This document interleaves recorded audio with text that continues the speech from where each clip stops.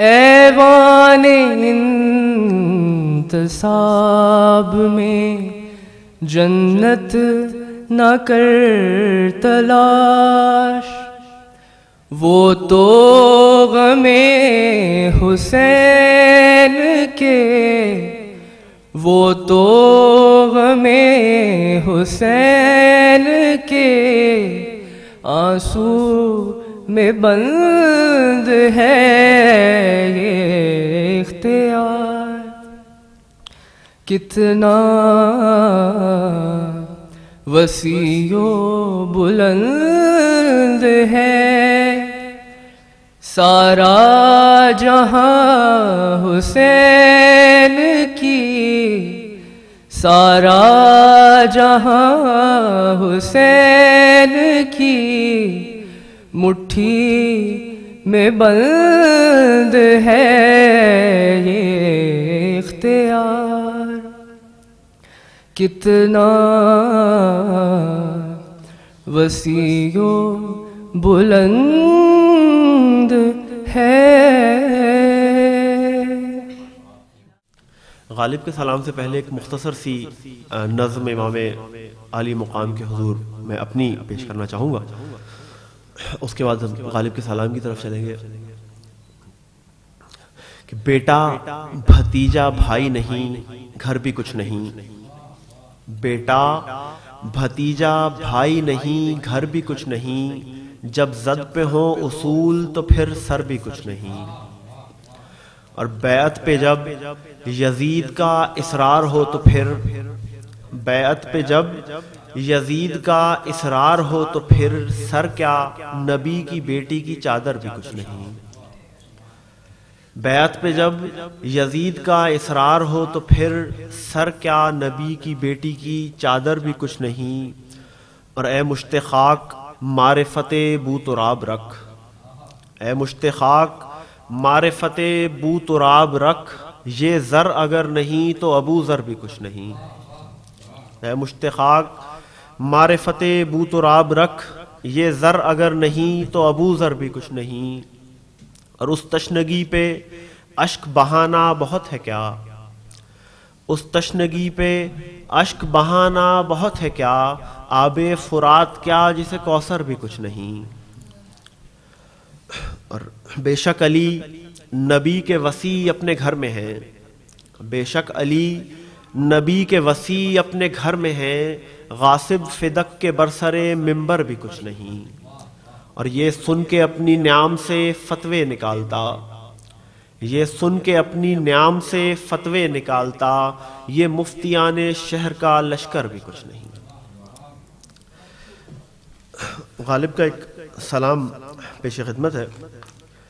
سلام اسے کہ اگر بادشاہ کہیں اس کو، سلام اسے کہ اگر بادشاہ کہیں اس کو، تو پھر کہیں کہ کچھ اس سے سوا کہیں اس کو، نہ بادشاہ نہ سلطان یہ کیا ستائش ہے، نہ بادشاہ نہ سلطان یہ کیا ستائش ہے، کہو کہ خامس آل ابا کہیں اس کو، کہو کہ خامس آل ابا کہیں اس کو، خدا کی راہ میں شاہی و خسروی کیسی، خدا کی راہ میں شاہی و خسروی کیسی، کہو کہ رہبر راہ خدا کہیں اس کو، خدا کا بندہ خداوندگار بندوں کا، خدا کا بندہ خداوندگار بندوں کا، اگر کہیں نہ خداوند کیا کہیں اس کو، فروغ جوہر ایمان حسین ابن علی، فروغ جوہر ایمان حسین ابن علی کہ شمع انجمن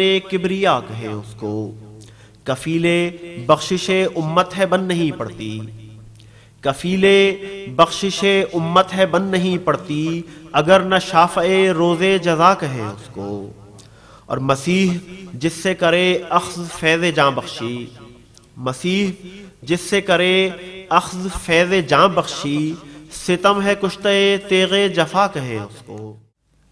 اے میرے بھائیو، آخر میں 6 مہینے کے بچے کی قربانی دنیا تصور نہیں کر سکتی۔ سننے والے سن لیتے ہیں، مگر کبھی تصور بھی کیا کہ باپ اور 6 مہینے کا بچہ اور اس کی ماں کا دودھ خشک ہو چکا ہے، آنکھوں میں حلقے پڑ گئے ہیں۔ خدا نہ کرے کہ آپ اپنے بچوں کو اس حالت میں دیکھیں۔ کیا عالم ہوتا ہے ماں باپ کا ایسی حالت میں، لیکن حسین اس بچے کو لے کر نکلتے ہیں۔ پالنے والے یہ ہدیہ اور رہ گیا ہے، یہ بھی پیش کرنے والا ہوں، چنانچہ اس کی قبر خود بناتے ہیں۔ تیر چلتا ہے، جھٹکا لگتا ہے اور بچہ باپ کو دیکھتا ہے۔ روح نکلنے کے وقت بتلائیے حسین پر کیا گزری ہوگی۔ مگر اس بچے کے دفن کرنے کے بعد 2 رکعت نماز شکریہ ادا کرتے ہیں۔ یہ حسین علیہ السلام ہی کا کام تھا۔ ہے کوئی دنیا میں جو کسی میدان میں ایسی قربانی پیش کر سکے؟ اے میرے بھائیو، کبھی اپنے مقام پر انصاف سے دیکھنا اور سوچنا۔ حضرت ابراہیم علیہ السلام کے ہاتھ سے چھری چھوٹنے لگی، پٹی باندھ لی آنکھوں پر۔ ان سے بڑا اور کیا کوئی ہوگا، لیکن حسین علیہ السلام گلے سے علی اصغر کے تیر کھینچتے ہیں۔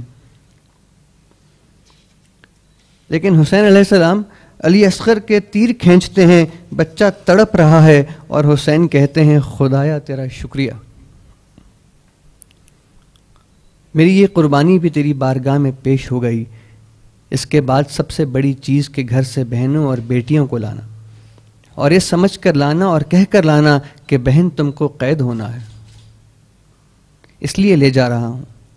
دشمنوں کے ہاتھوں میں اسیر ہونا ہے، اس لیے تمہیں لے جا رہا ہوں۔ چھوٹی بچیوں کو لے جانا تاکہ دنیا یہ نہ کہے کہ لڑنے آئے تھے۔ 6 مہینے کے بچے کو کبھی کوئی لاتا ہے میدان جنگ میں؟ کبھی کوئی آیا ہے 3 سال کی بچی کو لے کر؟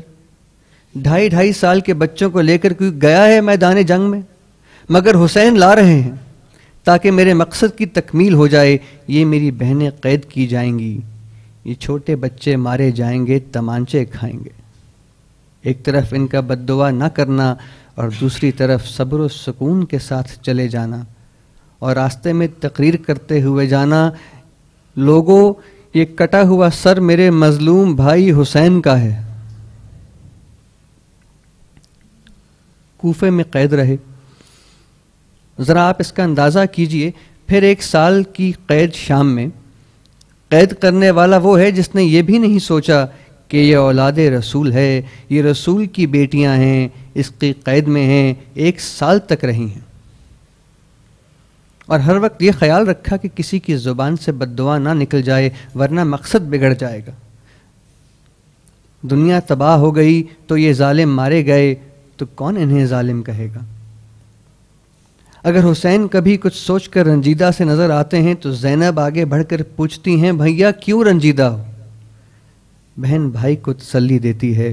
اگر حسین کبھی زینب کو غمگین دیکھتے ہیں تو آپ تسلی دیتے ہیں بہن کیوں غمگین ہو؟ آخری رخصت کے وقت آن کر کہتے ہیں جب کوئی نہیں رہا، 6 مہینے کا بچہ بھی نہیں رہا، اس وقت آتے ہیں خیمے میں اور آواز دیتے ہیں بہنوں میرا اب آخری سلام قبول کرو، اس کے بعد میں واپس نہ آؤں گا۔ جناب زینب کو پھر وصیتیں کرتے خیمے میں داخل ہو گئے۔ بیبیاں چاروں طرف کھڑی ہوئی ہیں، حسین کی نظر جھکی ہوئی ہے، کیونکہ جب نظر اٹھاتے ہیں تو بیوی سامنے ہے جس کا جوان بیٹا مارا گیا ہے، دوسری طرف نظر اٹھاتے ہیں وہ بیوی نظر آتی ہے جس کا بھائی مارا گیا ہے۔ بتائیے کدھر کدھر نظر اٹھائیں، کہاں نظر جھکائیں؟ بہن سے باتیں کر رہے ہیں، اے میری بہن میں اب جا رہا ہوں، میرا امتحان ختم ہو گیا، تمہارا امتحان شروع ہو رہا ہے، یہ بچے تمہارے حوالے ہیں، یہ ساری بیبیاں تمہارے حوالے ہیں۔ بہن خیال رکھنا، ان بچوں کی نگرانی کرنا، دیکھنا میرے بیٹے سجاد کو قتل کرنے کا ارادہ کریں گے، ذرا اس کا خیال رکھنا۔ امام حسین علیہ السلام کے بعد جناب زینب کی حالت یہ ہے کہ کبھی امام زین العابدین کے پاس آنا، تیمارداری کر رہی ہیں، کبھی بیبیوں کے بچوں کو لے کر ٹہلنا، کبھی سکینہ کو گود میں لے کر چلنا۔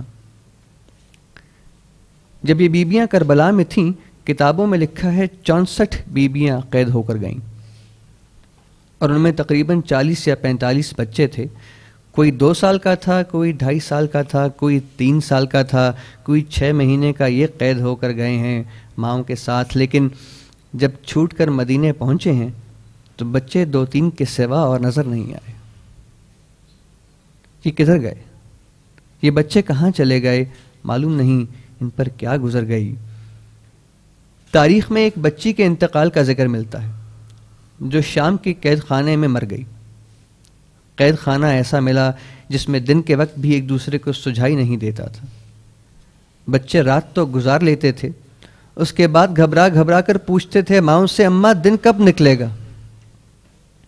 جب روتے تھے تو مائیں سمجھاتی تھیں، اے بچوں شہزادی کو رنج ہوگا، مت رو. مگر ایک بچی تھی، بعض اس کا نام سکینہ لکھتے ہیں، بعض رقیہ لکھتے ہیں. قبر آج بھی موجود ہے محل سرائے یزید کے پاس. اب وہ کھنڈر ہو چکا، مگر یہ قبر آسمان کے ستارے کی طرح آج بھی چمک رہی ہے. جب تیغ ید اللہ کھچی دشت وغا میں، ایک برق غضب کوند گئی ارض و سما میں. چمکے جو شرر 4 طرف اڑ کے ہوا میں، آدھا میں ہوا غل کے گھرے قہر خدا میں. سایہ جو پڑا تیغ دو پیکر کا زمیں پر، جبریل امی کانپ گئے عرش بری پر. جبریل کو چلانے لگے عرش کے حامل، کرسی کو سنبھالو کہ قیامت ہوئی نازل. کہتے تھے سرافیل کے قابو میں نہیں دل، ہے قہر الہی غضب سرور عادل. کونین سے ضرب شہ عالم نہ رکے گی، یہ تیغ وہ بجلی ہے کہ ایک دم نہ رکے گی. برہم ہے جو تب اے پسر سید لولاک، سیاروں پہ ثابت تھا کہ اب گرتے ہیں افلاک. گھبرا کے نظر کرتے تھے عیسیٰ طرف خاک، ڈھرتا سے پرے مہر نہ ہو جائے کہیں خاک. سر چرخ پہ آنکھیں چاہے شمشیر دوسر کا، شق ہووے نہ سینہ کہیں پھر راج قمر کا. سکان سماوات میں برپا تھا ادھر غل، رو رو کے ادھر ہوتا تھا گیتی کو تزلزل. معشوق کو تھا صبر نہ عاشق کو تحمل، گلشن پہ اداسی تھی جدا تھے گل و بلبل. تاریک تھا دل تاب کسی دل کو نہیں تھی، پروانہ کہیں جلتا تھا اور شمع کہیں تھی. تھا خوف کے عالم میں ہر ایک بندہ آزاد، شمشاد کی قمری کو فراموش ہوئی یاد. پنچوں کو چٹکنے میں نکلتی تھی یہ فریاد، ہائے ہائے چمنے کن فیکوں ہوتا ہے برباد. ناحق گل زہرا پہ جفا ہوتی ہے کل سے، باغی نہیں برانے کے اس تیغ کے پھل سے. ہر بحر میں طوفان تھا تو ہر بر میں تلا تم، تھا شور جزیروں میں سمندر میں تلا تم. جنت میں تزلزل تھا تو کوثر میں تلا تم، برپا تھا بنی جان کے لشکر میں تلا تم. جو خاک نشی تھا وہ ہراسان اٹھا تھا، آبے دم شمشیر سے طوفان اٹھا تھا. سب ساکن افلاک و زمیں کانپ رہے تھے، لرزا تھا مکانوں کو مکی کانپ رہے تھے. ہلتا تھا نجف کشور کی کانپ رہے تھے امن میں پر روح امی کانپ رہے تھے. اللہ رے ڈر ضربت اولاد علی کا، غل فرش سے تھا عرش تلک ناد علی کا. کس شان سے تولے ہوئے شمشیر شرر بار، میدان شہادت میں کھڑے ہیں شہ ابرار. ہے چہرہ نورانی مولا سے نمودار، اجلال محمد غضب حیدر کرار. عالم شب معراج کا دکھلاتی ہیں زلفیں، غیظ آتا ہے سرور کو تو بل کھاتی ہیں زلفیں. شمشیر کی نابے ہے کہ ماتھے پہ شکن ہے، ابرو جو کما ہے تو مجا تیر فگن ہے. وہ چشم سیاہ آہوئے صحرائے ختن ہے، غصے سے جو ہو سرخ تو پھر شیر ہرن ہے. گہ شام مصیبت ہے گہے صبح طرب ہے، رحمت ہے سپیدی میں سیاہی میں غضب ہے.